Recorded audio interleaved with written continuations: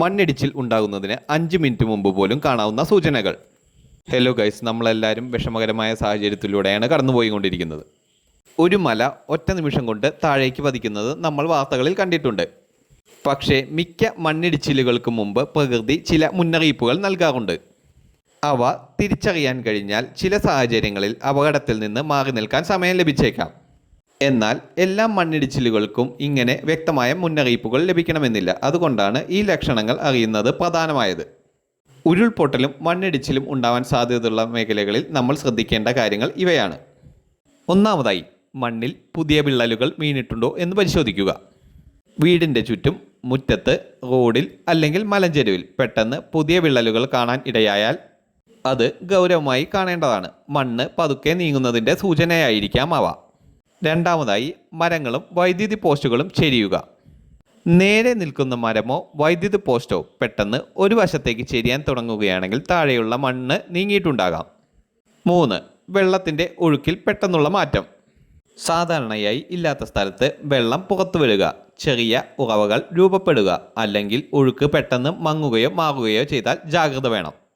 4. അസാധാരണമായ ശബ്ദങ്ങൾ. മലയിൽ നിന്ന് കല്ലുകൾ ഉരുണ്ടു വീഴുന്ന ശബ്ദം, മരങ്ങൾ പൊട്ടുന്ന ശബ്ദം, മണ്ണ് പൊട്ടിത്തെറിക്കുന്നത് പോലുള്ള ശബ്ദങ്ങൾ കേൾക്കുകയാണെങ്കിൽ അത് അപകടത്തിൻ്റെ സൂചനയായിരിക്കാം. 5. വീടിൻ്റെ വാതിലുകളും ജനലുകളും കുലുങ്ങുക.